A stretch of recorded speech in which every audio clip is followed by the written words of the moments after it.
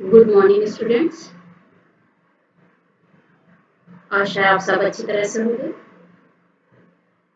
Corona बीमारी से बचने के लिए सारे नियमों का पालन कर रहे होंगे। बाहर निकलने पर बहुत जरूरी होने पर ही बाहर निकल रहे होंगे। मास्क आदि का इस्तेमाल कर रहे होंगे। तो आइए अब आते हैं चैप्टर पर, बिहारी के दोहे। इससे पूर्व हमने आपको 4 दोहे एक्सप्लेन किए थे बिहारी के।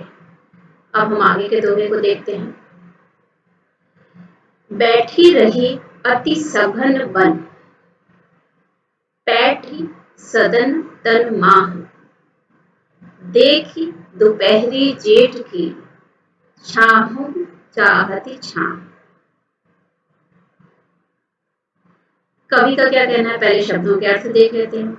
सघन माने घना, वन वन माने जंगल, पैठ माने घुसना, सदन तन माने भवन में। जेठ हिंदी महीनों के नाम है। ज्येष्ठ, उसको आम बोलचाल की भाषा में जेठ भी बोला जाता है। हमने हिंदी महीनों के नाम भी आपको यहाँ पर दिए सारे। समझाने से पहले, दोहा समझाने से पहले आपको नाम बता देते हैं सारे। चैत्र में हिंदू नव वर्ष की शुरुआत होती है। मार्च से अप्रैल तक चैत्र रहता है। उसके बाद वैशाख, अप्रैल से मई तक। ज्येष्ठ अर्थात जेठ, हमने अंडरलाइन भी किया यहाँ पर, मई और जून, जब तपती हुई गर्मी होती है। उसके बाद आषाढ़ आता है, जून और जुलाई के बीच का महीना है। सावन जुलाई और अगस्त के मिड जुलाई से अगस्त तक रहता है। भादो अगस्त सितंबर में, आश्विन सितंबर अक्टूबर में, कार्तिक माह अक्टूबर नवंबर में, माघशीर नवंबर दिसंबर में, पौष भी बोलते हैं उसको, दिसंबर जनवरी में, और माघ का महीना जनवरी फरवरी में। आखिरी महीना होता है हिंदू महीनों के हिसाब से फागुन, फरवरी और मार्च में होता है। तो यहाँ पर जून की बात की गई है, जून के महीने की बात की गई है। कवि का कहना है कि बैठी रही अति सघन वन, बैठी सदन तन माह, देखी दोपहरी जेठ की, छाहू चाहती छां, कि छाया भी छाया चाहती है। बैठी रही अति सघन वन, अत्यधिक घने वन में बैठी हुई है। बैठी सदन तन माह, या फिर घर में घुस गई। कौन घुस गई है?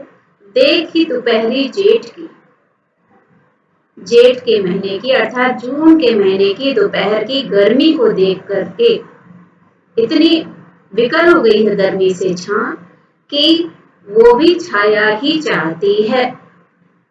तो कवि का कहना है, दूसरी पंक्ति से लेंगे, कि जेठ माह की दोपहरी को देखकर, दोपहर को जब दोपहर मिलते हैं तो दोपहरी को देखकर बहुत भीषण गर्मी हो रही है, भयंकर गर्मी हो रही है। जेठ की भीषण गर्मी को देखकर छाया भी छाया चाहती है, इसलिए उसने क्या किया है, कहाँ बैठ गई है? अत्यधिक घने वन में जाकर बैठ गई है, ठंडक में बैठ गई है। या फिर कहाँ बैठ गई है? पैठ ही सदन तन मां, किसी घर में घुसकर बैठ गई है। हमने भावार्थ भी यहाँ पर दिया है ताकि आपको सारे प्रश्नों के उत्तर लिखने में बहुत आसानी हो और आप भूले नहीं किसी चीज को। प्रश्नों के उत्तर भी इसी में मिल जाएंगे, इसलिए हमने भावार्थ आपको रिटन में दे दिया साथ में।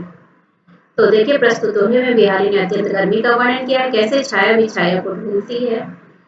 कवि कह रहे हैं कि जून के महीने में इतनी अधिक गर्मी पड़ रही है कि छाया भी छाया को ढूंढ रही है। जब भी हमको गर्मी लगती है, शैडो ढूंढते हैं, लगता है कोई पेड़ होता, कुछ होता तो हम उसके नीचे खड़े हो जाते हैं। यदि हम कहीं बाहर खड़े हुए हैं, बाहर है, तो लगता है पेड़ होते तो हमको गर्मी से सुरक्षा मिल जाती। तो जिस चीज को हम ढूंढ रहे हैं वो भी अपने लिए छाया ढूंढ रही है, अर्थात गर्मी से बचने के लिए या तो वो घने जंगल में मिलेगी छाया, या किसी भवन अर्थात घर के भीतर घुसी हुई मिलेगी। दूसरा दोहा देखते हैं। ये तो थी प्रकृति का वर्णन किया था, कवि ने विलक्षण वर्णन किया था कि छाया भी छाया को ढूंढ रही है। अब देखते हैं, अब यहाँ पर फिर से नायक नायिका की बात हो रही है। इससे पहले हम लोगों ने नायक नायिका के बारे में पढ़ा था कि किस तरह नायक और नायिका इशारों इशारों में बात करते हैं, आंखों आंखों में बात करते हैं, सब लोग घर में हैं फिर भी वो इशारों इशारों में सारी बात कर लेते हैं। वो था संयोग श्रृंगार, जब मिलने की बात होती है। और जब नायक नायिका दूर दूर हैं, अपना संदेश एक दूसरे को भेजना चाहते हैं, वो होता है वियोग श्रृंगार। कागज पर लिखत ना बनत, कहत संदेश लजात, कही है सब तेरों ही हो, मेरे ही की बात। शब्दों के अर्थ देख लेते हैं। कागज का तात्पर्य कागज से है, लिखत मीन्स लिखना, बनता मीन्स लिखना नहीं बन रहा है, कहत संदेश लजात, संदेश को कहते हुए लज्जा आती है, कही है सब तेरो ही हो, तुम्हारा तो सब माने सब, तेरो माने तुम्हारा, हियो माने हृदय। कवि का कहना है कि नायिका अपनी विरह की पीड़ा को क्या नहीं कर पा रही है, कागज पर नहीं लिख पा रही है। कहत संदेश सुलझात, कागज पर अपनी पीड़ा को, अपनी विरह भावना को लिख नहीं पा रही है और अपना संदेश कहते हुए उसे लज्जा आ रही है, शर्म आ रही है, संकोच हो रहा उसको। और वो क्या कह रही है कि नायक से कहती है कि तुम अपने हृदय से पूछ लो, तुम्हारा हृदय, कहिए सब तेरो ही हो, तेरो ही हो, तुम्हारा हृदय मेरे मन की सारी बात तुमको बता देगा। अर्थात तुम मेरी विरह अवस्था को अच्छी तरह से, भली भांति से, मेरी विरह अवस्था से भली भांति से परिचित हो। तो ये नायक और नायिका दूर दूर है और संदेश भेजने पर नायिका कहती है, उसे शर्म आती है, उसे लज्जा आती है, उसे संकोच होता है, उसे कागज पर नहीं लिखते बनना, उसे अपना संदेश भेजते नहीं बनना है, कहकर बोल कर भेजते नहीं बनना है। और वो क्या कहती है कि तुम्हारा हृदय, तुम मेरे इतने निकट हो, मेरे इतने करीब हो कि तुम्हारा हृदय मेरे हृदय की बात जानता है, तुम मेरी पीड़ा से, मेरी विरह की भावना से परिचित, अच्छी तरह से परिचित। अब ये दोहा बिहारी जी ने स्वयं के बारे में लिखा है। प्रकट भय द्विजराज कुल, सुबस बसे ब्रज आए, मेरो हरौ कलेश सब, केशव केशव राय। द्विजराज मीन्स चंद्रमा या ब्राह्मण, सुबस माने अपनी इच्छा से, केशव माने श्री कृष्ण, केशव राय बिहारी कवि के पिता। कवि बिहारी के पिता केशव राय न केवल उनके पिता थे बल्कि उनके गुरु भी थे, उनके शिक्षक भी थे और उन्होंने उनको काव्य की शिक्षा भी दी थी। तो कवि का कहना है कि मैंने प्रकट भय, मैंने जन्म लिया है, द्विजराज ब्राह्मण कुल में मैंने जन्म लिया, कुल माने वंश, सुबस बसे ब्रज आई, सुबस अपनी इच्छा से मैं कहाँ आकर के बस गया हूं, ब्रज में आकर बस गया। बहुत साधारण सा दोहा है कि बिहारी जी कहते हैं कि मैंने ब्राह्मण कुल में, ब्राह्मण वंश में जन्म लिया है और मैं अपनी इच्छा से ब्रज में आकर के बस गया। मेरे हरो कलेश सब, श्री कृष्ण, केशव माने श्री कृष्ण, केशव बोलते हैं, केशव, हे केशव, हे श्री कृष्ण, आप मेरे सभी क्लेशों को, सभी कष्टों को, सभी पीड़ाओं को, सभी दुखों को दूर कर दो, हर लो। और दूसरा क्या है, वो अपने पिता को भी संबोधित करते हुए कहते हैं, केशव राय, कि पिताजी आप मेरे सारे कष्टों को दूर कर दीजिए और सारे कष्टों से मुझे मुक्त कर दीजिए, पीड़ाओं को दूर कर दीजिए, अपने दुखों से मुझे मुक्ति दिला दीजिए। भावार्थ देख लीजिए। कवि का कहना है कि मैंने ब्राह्मण कुल में जन्म लिया है और अपनी इच्छा से ब्रज में आकर बस गया हूं। आपने देखा होगा कि बिहारी की भाषा ब्रज भाषा है, उन पर पूरा ब्रज में रहने के कारण उनकी भाषा ब्रज भाषा है। तो वो कहते हैं, हे श्री कृष्ण, आप मेरे सारे कष्टों और पीड़ा को दूर करिए, यही प्रार्थना है। वो अपने पिता से भी कर रहे हैं, मुझे दुख से मुक्ति दिला दो, कष्टों से मुक्ति दिला दो, पीड़ाओं से मुक्ति दिला दो। अब ये जो दुआ हम पढ़ेंगे, इसमें कवि ने दिखावटी पूजा पाठ पर प्रहार किया है, आडंबर पर प्रहार किया है। किस प्रकार? आडंबर करने वाला ईश्वर को प्राप्त नहीं कर पाता। देखिए, जब माला छापे तिलक, सरे न एको काम, मन कांचे नाचे वृथा, साचे राचे राम।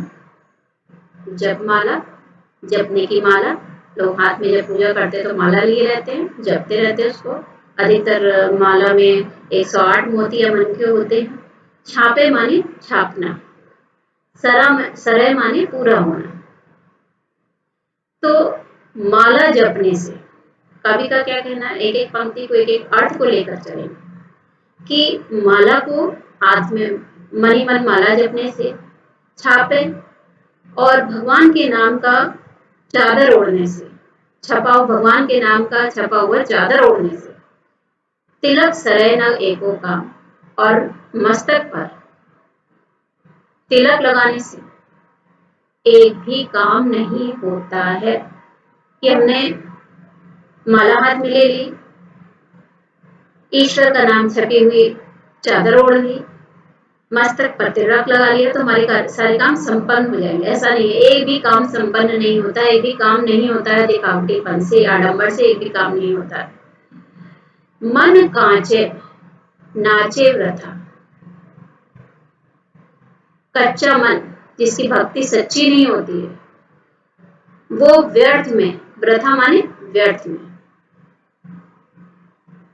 इधर उधर भटकता रहता है, बहुत सारी चीजों के प्रति आकृष्ट होता रहता है। पूजा करने व्यक्ति जाता है, मंदिर में जाता है, लेकिन वो उस ईश्वर को नहीं पा पाता। क्यों? क्योंकि उसके मन में रहता है कि हमारा कुछ सामान मंदिर के बाहर रखा है। कभी अगल बगल में कोई खड़ा रहता है, उसकी तरफ हम आकृष्ट हो जाते हैं। तो मन कच्चा, जो कच्चा मन है, जिसमें सच्ची भक्ति नहीं है, सिर्फ दिखावे के लिए मंदिर आया है, तो वो उसका मन व्यर्थ में इधर उधर भटकता रहता है। कच्चा मन, जिसमें सच्ची भक्ति नहीं है, वो इधर उधर नाचे मीन्स घूमता रहता है, भटकता रहता है। साचे राचे राम, जिस मन में सच्ची भक्ति है,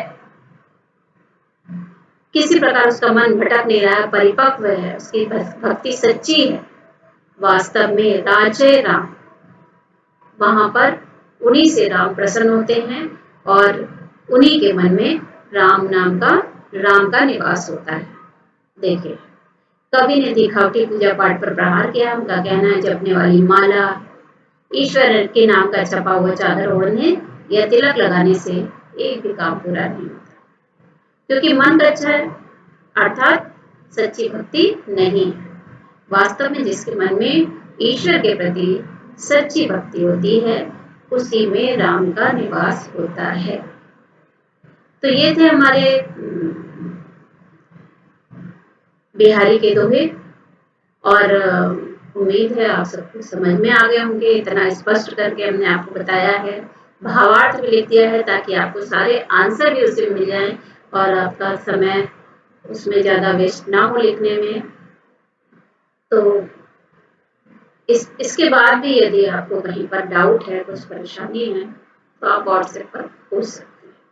तो आज का लेसन इतना ही, और जितना भी हम पढ़ा रहे हैं उसको साथ साथ आप पढ़ते जाएंगे, तो कहीं पर कोई भी परेशानी नहीं होने वाली। तो इसी के साथ आज का लेसन हम खत्म करते हैं। नेक्स्ट लेसन में मिलेंगे जब हम मैथिली शरण गुप्त के बारे में पढ़ेंगे। तब तक के लिए all the best, be safe, be happy.